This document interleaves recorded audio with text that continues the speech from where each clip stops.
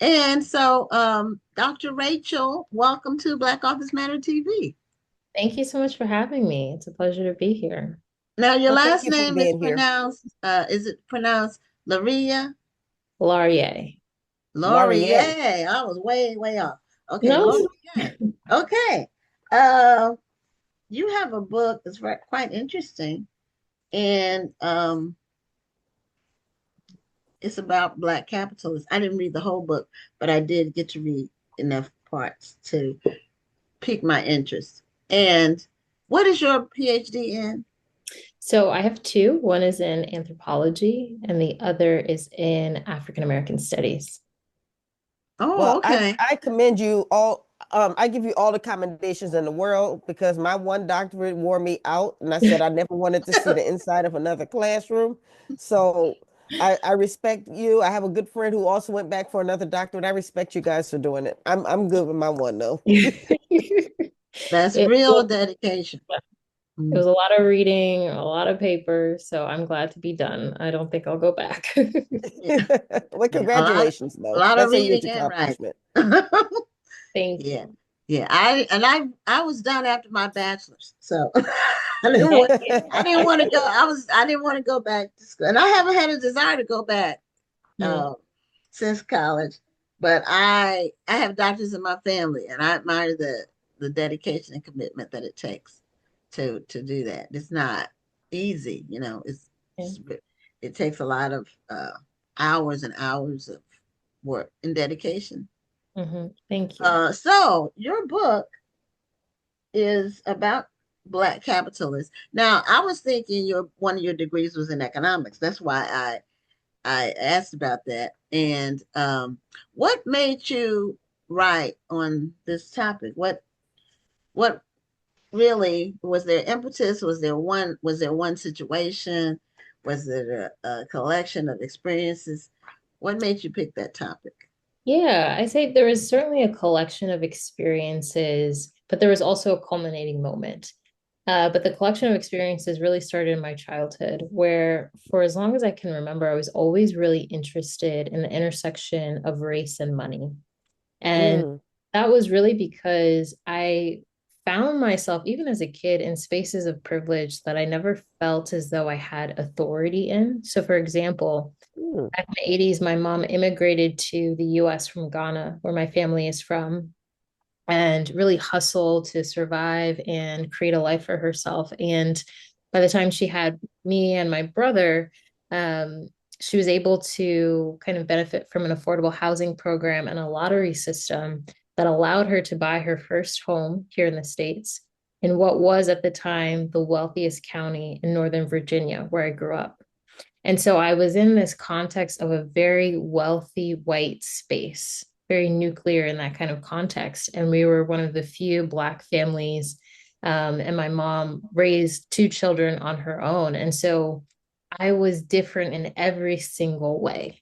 And every kind of correlation that I saw related to wealth was associated with whiteness.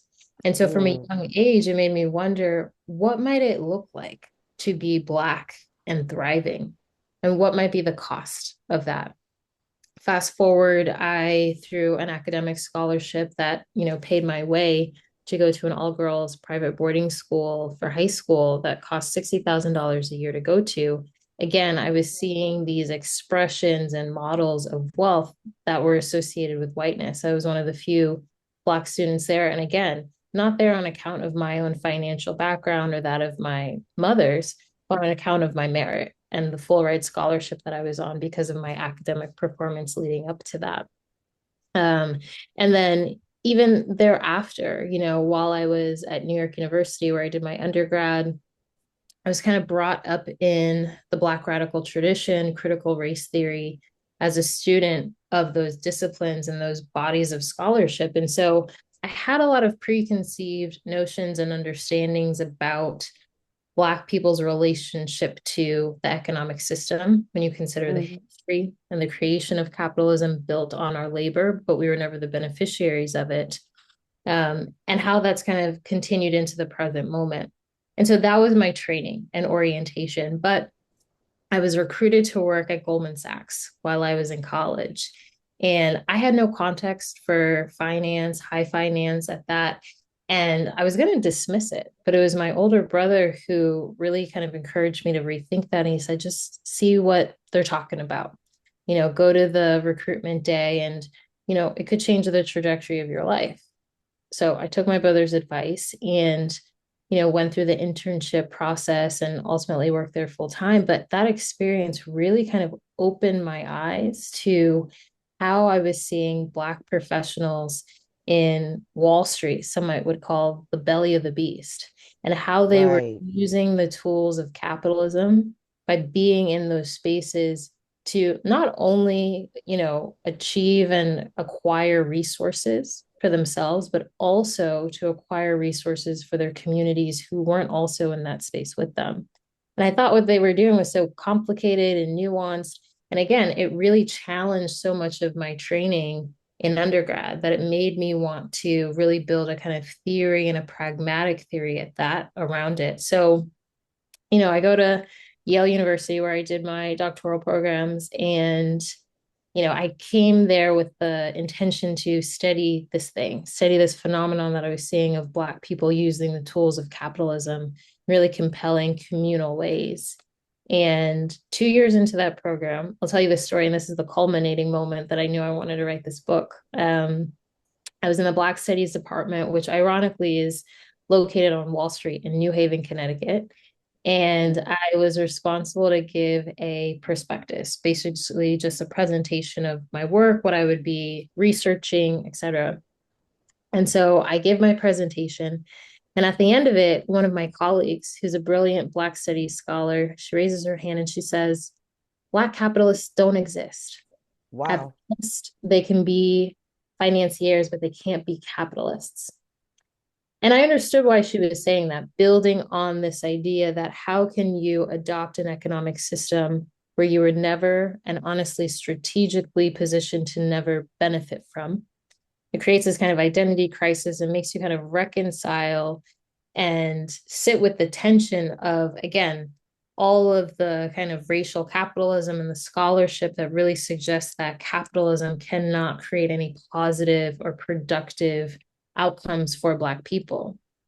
And it was in that Right. moment that I really had this resolve to write the book and see it through, because at a place like Yale University, for a Black scholar who would go on to teach, the future of Black minds and Black scholars and create knowledge, in that moment, she was placing a limitation on what Black life could look like. And to me, that was the major kind of problematic that I saw, because again, it didn't square with the evidence that I had seen of people like Goldman Sachs, of people that became part of my network through working in finance, that I saw how people were doing this differently, how people were engaging in capitalism differently. And so I needed to kind of tell that story to, again, just open the aperture about how we think about these things and these topics when it comes to race and money. And so it started from childhood, but it really crystallized for me throughout those different experiences, and then almost kind of necessitated a requirement I think I had inside myself to really see this through, to challenge the conversation that we've been having around Black people, our community, and how we relate to capitalism. And that's kind of that really bridges to the question I wanted to ask, because as I'm listening to you, one thing that always hurt my feelings is that we perpetuate the conversation about us being broke, or us being having bad credit, or only white people are rich. We say these things so much and we try to say it as a joke, but this gets internalized, and we start to really think that if we want to be rich, we want to be white, Mm-hmm, or we believe that I can only get good credit if I go to sleep and wake up as a white man or something mm-hmm, like that. And mm-hmm, I think that we really need to start changing that conversation. And one thing I enjoy about living here in the DMV is there are so many well-to-do Black people here in Black neighborhoods. These are Black neighborhoods with million-dollar homes. mm-hmm, And we don't see that in a lot of cities. But I've noticed that here, the kids are growing up in better neighborhoods. They're growing up in more affluent neighborhoods, and they're starting to see this as everyday life Yeah. and not just being the exception to a conversation. Right, right. And I think that's so spot on because our beliefs really inform kind of the set of behaviors we think that we have accessible to us. And if our Right. beliefs are, in order for me to be wealthy, I need to be white, your behaviors are going to mirror that belief. But if we're presented with the model or just evidence or examples that show that you can be Black and be wealthy, Mm-hmm. and do it in a way that's not going to be dependent on the exploitation of others, because it's really important to also keep in mind, again, it just opens our minds and, creates space for us to believe differently about ourselves and believe that we do have agency and power over our financial futures. And a real kind of unlock to Yes. living out the financial futures that we want require community and us to be kind of aligned and unified in shared objectives. And so that becomes a really pivotal and important part of the story because, to your point, we have more Black millionaires in this country than we've ever seen. And so, how Yes. do we reckon with the reality of that and really try to rupture our mental paradigms about what we can be, what we have access to, and what kind of lives we can live? Mm. Yeah, a lot of Love it. people think that black capitalism, the term is an oxymoron, and it isn't. And then also some people equate capitalism with exploitation. Um, and that's not the case overall. It can be, but it doesn't have to be. And if you are in business or you're an entrepreneur who wants to start a business, that's capitalism. Yep. Because in order for you to stay in business, you have to make a profit. It Yeah. doesn't mean you're exploiting anybody. It just means that you took in more than you spent. That's all. That's all Exactly. it Oh, means. Exactly. but that's another point. I'm never going to forget this story that he's currently running for mayor of New Orleans right now, but at one time he told this story of how this young entrepreneur was going through the neighborhood, passing out flyers advertising his business. And he had a nice car, and he rolled up on these gentlemen and he gave them a flyer. He told them all about themselves. Then he got back in his car and left. And one of the men said, "Are you going to support him?" He said, "No. He ain't gonna buy another Cadillac with my money." But he wasn't exploiting anybody.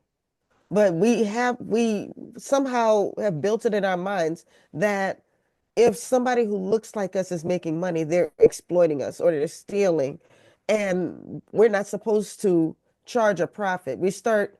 When we start using words like support black business instead of just saying I'm going to purchase from a black entrepreneur or a black business, we say things like support, and which makes it sound like it's a nonprofit organization. We support nonprofit organizations, Mhm. but when it comes to business, we purchase from businesses. We don't just support them, but Mhm. we use those kind of words, and we always make it seem like we're doing an entrepreneur a favor by Yeah. purchasing from them or supporting them. Oh, you said so much there that I want to comment on. I think you're really kind of speaking to also the importance of definitions. When you think about capitalism, that's really about private ownership and the pursuit of private ownership to yield Yes. profitability. That's the context of capitalism that we live in. And it nurtures and breeds individualism. It breeds a scarcity mindset. And it really makes people think that it's a dog eat dog mentality. It's not something that we can all win together. It's dependent upon someone else's exploitation, the extraction of resources from people, and the disassociation of that person from their value in order for you to be profitable. That's capitalism. Whereas in the framework that I offer up in the book, Black capitalism is really about how can we as Black people reposition ourselves within the economic system in order to produce social good. And so it's still an acknowledgement of the fact that we are in capitalism. That's not going to change anytime soon. But it's also the repositioning, which is both a kind of mental practice to some of what we've been talking about before, that you don't have to be white in order to be wealthy, that we have to change Yes. our relationship to money. But then also, kind of strategically, what is it going to take for us to kind of get unified, be working in community to get access to capital and capital accumulation in a way that's going to create more positive outcomes for us collectively? Black capitalism is about community, not individualism. It's about not producing harm. Because you can certainly have examples whereby there are Black people participating in capitalism and they're reproducing the harms of capitalism. We see Yeah. examples of that all the time. It's a very different thing to be a Black capitalist, though, because your bottom line is no harm that's being done. It's about how can you be both profitable, secure the bag, but then also secure the people and make sure that people are taken Right. care of, people aren't treated poorly. And so that's so much of the kind of ethos. But then also, we talk about beliefs and you know, if we think that because a Black person is wealthy, they've exploited someone else or they've done all these harms of capitalism, yes, that might be the case. But there's also examples and a blueprint for how we do it differently. And when you talk about how we support Black businesses, as an entrepreneur myself, I've seen how other Black people will kind of treat supporting my business as a favor. But the reality is if you're a Black entrepreneur and you have a business, the standard is excellence. You're not Yes. doing me Yeah. any favors.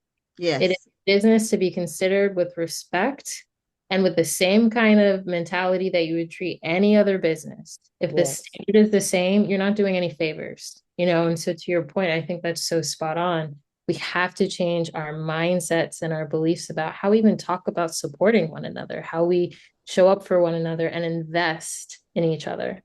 Yes. Well, and while we are trying hand wringing or dismissing it or trying to uh, throw shade on it, other groups are practicing it all around us, and we're being excluded. And I can give you three quick examples. One, and I know you all, it, the convenience stores in Black neighborhoods are not owned by us. I mean, they're mostly, well, it could be any nationality, but it's not us. It might be a rare exception here and there, but people from other countries, they figure out they can move into Black neighborhoods and they don't necessarily have to have quality, but they provide essentials that people need, and they might have bars on the windows and the doors or whatever, but they have figured out how to exchange and provide goods that people need, and they charge a big markup for it, Mhm. but their costs are higher. And there's Mhm. two Right. other ones that I have observed just traveling, and especially traveling on road trips, traveling from coast to coast. Um, the your average roadside motel, and by that I mean Super 8, Days Inn, those. Mhm. They're owned by a lot of them are owned by a family named Patel, which is from India. If you Mhm. go in there, an average next time you go on a road trip, if you don't even have to even get a room. Just go and see who owns the place. They're owned Mm. by a family called Patel, which is from India. They quietly took over that whole from coast to coast. The Mhm. lower Wow. end motels are owned by Indians. And the gas stations, unless it's Bucky's, like in Texas, or Love's, or one of the big ones, they're owned by people from the Middle East. Mhm. They somehow uh, they have money investment from there, or they just work together. They quietly take over these industries Mhm. while Mhm. we're arguing among ourselves about why does she have to charge 5 cents more than the other people? you Yeah. know Yeah. The train has left the station and we are yeah, left behind because yeah, you Yeah. to get unified. And, yeah. we all have different orientations when it comes to our economic identity. Some people might be capitalist, some people are anti-capitalist, some people are socialist. Everyone has an opinion, but it's really imperative in such a time as this, in this kind of political moment that we're living in, that we lock arms and align on unified action. We got to put aside all of this debate and get to a point of how do we actually Yes. show up for this moment in a way that's going to create collective and communal ownership for us. Because when you mentioned the example, I live in New York. Across the street, there's a new corner store that came. No one's questioning it. It's an expectation that it's not going to be Black owned. Right. There's a problem, and so I think it's got to be to get to the point around, okay, we've debated plenty, and that's been kind of central for us, but now it's what's the action that we're taking together? Yes. And we need to not only do it when there's a political Yeah. moment. Yeah. It needs to be ongoing to Hmm. where we shouldn't let down just because whoever we think should be in the White House is there. Right. Because once you let the air out of the tire, it's gone. And then you have to pump it up again. It's Mm-hmm. hard to do that. It needs to be an ongoing effort. It Mm-hmm. needs to be a lifestyle, a way of living. It can't just be emotional based on being mad at somebody else. Right. That's not the way that is going to work long term. Mm-hmm. Mm-hmm. And my very first book that I wrote, um, it came out in 2008. Eight. So the title is Why African Americans Can't Get Ahead and How We Can Solve It with Group Economics. So Yeah. I've been studying this issue for many, many years. I went back in history and looked at some of the different efforts at collective economics and why they didn't last, Mm-hmm. why some of them didn't work. A lot of times it's emotional. And this is not an emotional exercise. It is a cerebral exercise. It has to be a Mm-hmm. thinking exercise, not because you're mad at somebody or mad at some people or mad at who's in the White House. That should not have anything to do with it. It has to be something that you do intentionally, that you do, that you have a plan to do it. Yeah. And we can sometimes be difficult, and I admit that. Not me, because I always operate with excellence. But some people, sometimes sometimes we can make it hard, Mm-hmm. but Mm-hmm. we have to figure out how to work through those things. Sometimes our output is good, but our reliability is not that great. That happens. Mm-hmm. So Rhonda, you need to take your mute off so we can hear what you're saying.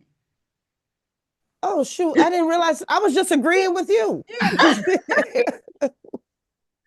But I really, resonate with what you're saying around we our approach is really emotion based sometimes. And I think that's where it's important to be sensitive to kind of the economic traumas that our community and people in our community hold. Because again, it's when you're thinking about the story of capitalism and how we've landed within that, something that comes to mind for me when I was, endeavoring to write the book, I came across this visual, and it's a picture of a man standing in front of a graffiti wall, and it says, "Every day I wake up on the wrong side of capitalism." And I Mm, thinking for a lot of our people, we've woken up day after day on the wrong side of capitalism. And it creates yes. kind of emotional, kind of intergenerational economic trauma that we're having to sift through. And there's the emotions that are attached to that. And so we hold space for that. But then to your point, how can we transition to really thinking about it in a strategic sense, in a cerebral sense? Yes. Because that's what's going to really start to make the difference, get us out of this like debating, but really around strategy and tactics for this moment. Mhm. And you provide some strategies for how we can get out of this mindset in the book. Yeah, I do. I do. And I think that if you think about capitalism as a pie, I believe that everyone's got a slice of the pie. Some slices are bigger than others on account of, our life chances and choices. But we've all got a part to play. We've all got a seat at the table. And it's certainly the case for our people that our orientation, especially historically, it's changing now, but historically has been from the vantage point of a consumerist approach, where we have lacked access to private ownership. And so, how we show up in the kind of capitalism game, if you will, is through consuming. But there's Right. agency in that still. You see what the impact can be of economic boycotts, or when we choose to even engage in old school money lending practices For example, susus. Those are a really Mm, powerful way I've to, heard of the susus. yes, come together, invest into a pool of money on a regular cadence. One person within that kind of group will then get all of the funds that are part of the susu to use those excess resources for whatever they need.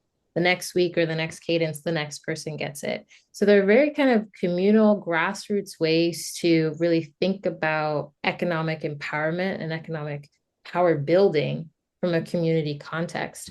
But I think it's also important, and another kind of framework that I outline in the book is around when you think about like the soft life trend or the Black woman luxury trend, which especially when it comes to the soft life is really focused on its intention around rest as resistance to hustle culture, to the demands that capitalism places on us, especially as Black women, where we carry the burden of taking care of other people before we take care of ourselves, even, and we see the kind of physical, mental, and even spiritual effects that has on us. But even to participate in the soft life movement in its more kind of fancier expressions, that still is an expression of capitalism because it requires excess resources to even Right, that Participate. to Yeah. participate. But then what happens sometimes is we disassociate that expression and that participation from capitalism itself. You talked earlier, Gwen, about to be an entrepreneur, that's an expression of capitalism. But what we'll do sometimes is we'll say, oh, I'm anti-capitalist. Let's dismantle capitalism. And yet we use our iPhones, we're using Apple products, we're consuming in certain ways. So to a degree, it's like, how do we do the work of self-awareness to even say, what am I invested in? What are the things I want for myself and my financial future? And right, right. reckon with the participation that we have in capitalism to then kind of open up our minds about, okay, let me get real with the reality of my life and what I'm wanting and how I can do things in a way that's going to create more opportunities for communal uplift within that participation. Well, this has been a very, very enlightening and more in-depth discussion than we often do because a lot of our authors write fiction. So, but this was a great discussion, and we're going to give away the arc of your book. And the question that I had, you did answer it at the beginning, but some people might not have been listening. So, to get a copy of Black Capitalist, answer the question. The author, Dr. Rachel. Her mother immigrated here from what African country? And if you get the answer right, put it in the chat, and the first person to answer it correctly will get their copy of the art. It's very. I didn't read the whole thing because I didn't want to bend back the spine of it, but it's very, very interesting. So thank you so much for being a guest on Black Office Matter TV. Thank you so much for having me. Also, is it your birthday? I see the crown. I Oh, love it. I well, just we that. both our birthdays are 9 days apart. So Oh, when it's Yes. the wow. when it's the week between, the Tuesday between, we wear our crowns. So my Oh, birthday was Friday. Rhonda's is Sunday. wow. Well, happy birthday to you both. And thank you so Thank much you for so having much. me. I appreciate it. Thank you for being a guest on the show. Have a great night.